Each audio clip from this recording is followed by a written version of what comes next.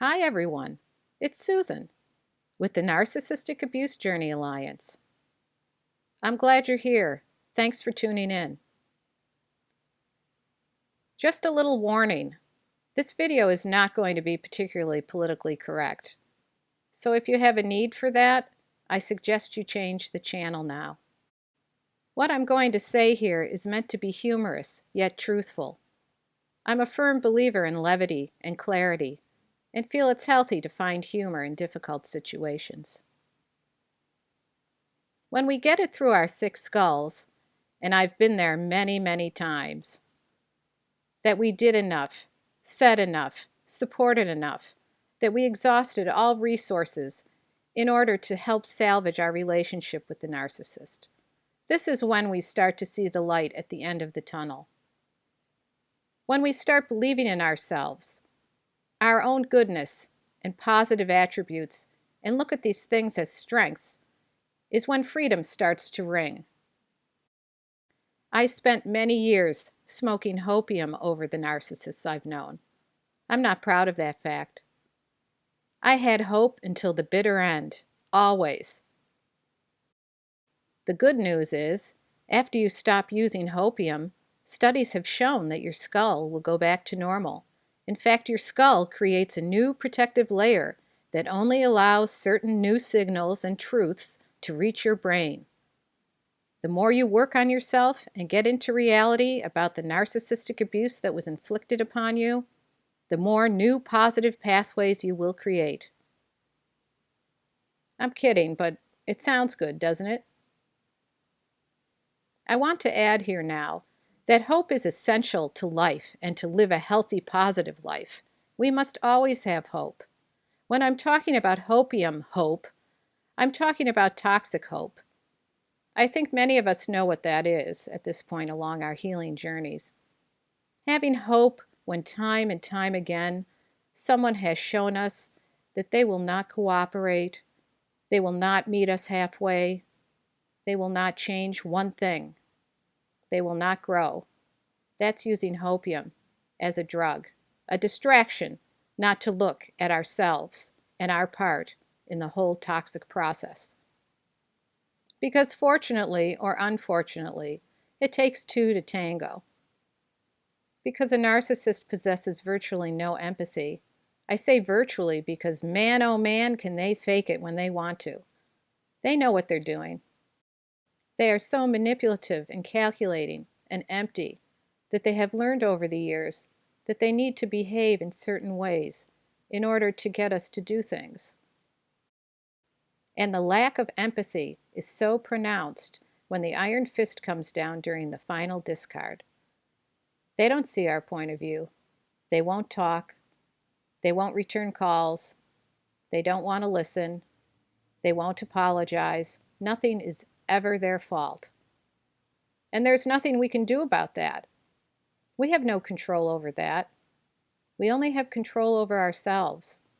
We have to have faith that the universe has our back and that a higher power will indeed steer us in the right direction.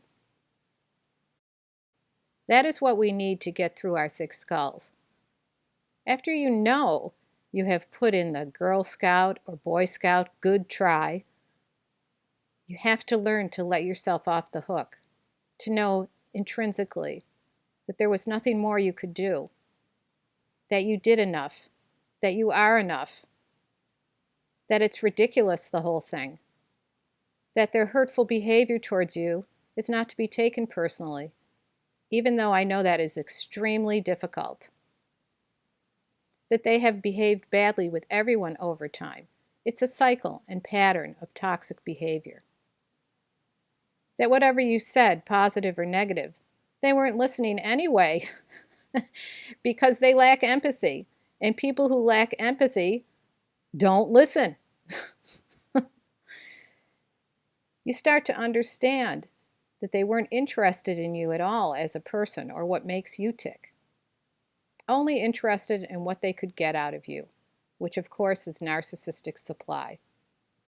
Once you get some of these concepts through your thick skull, you'll be happier. Work on yourself and figure out why you were attracted to such a negative and dark person. Because make no mistake, a narcissist is a dark force. I'm in my 50s now, and I've been through a lot, including the death of my excellent husband, Nick, whose initials are NAJ, the birth and inspiration of the Narcissistic Abuse Journey Alliance. For those of you who have been following me, you know my story, so just bear with me for a minute. Nick died 5 years ago. He was an empath, not a toxic narcissist. He was a very strong person, not a pushover, and had his head screwed on straight. It took me a long time to find him, and sadly now he's gone.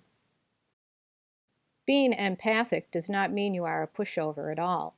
It means you are a strong person. Never lose sight of that fact. Anyway, I have known and been in relationships with quite a few toxic narcissists, like I've said, over the years. I'm not proud of that fact. I can tell you now from years of experience, though, that I have yet to see, know, or hear of a narcissist that has done the proper inner work on themselves to help repair a distressed relationship, romantic or otherwise. They won't take responsibility for their part in the relationship. What usually happens is, and this is also if they get married, they will find someone who will put up with their bullshit. Someone who thinks the shit sauce is delicious, and someone who lacks a certain level of self-awareness.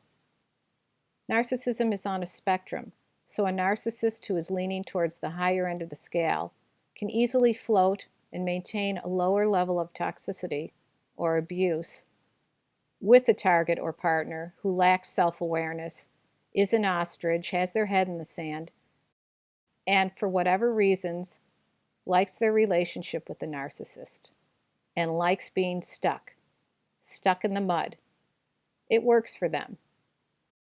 So get it through your thick skull that you are indeed a smart and lucky person, a person that can wake up and have the capacity to grow, who wants the best out of life and wants to be in a relationship with someone who is a team player and not someone who needs to always be the center of the universe. I hope my videos strike a chord with you. Please like, share, and subscribe, and please leave a comment below. I love your comments. A huge thank you to all my subscribers. Thank you. Sending you all lots of love and a big tight hug, and I'll be in touch again soon.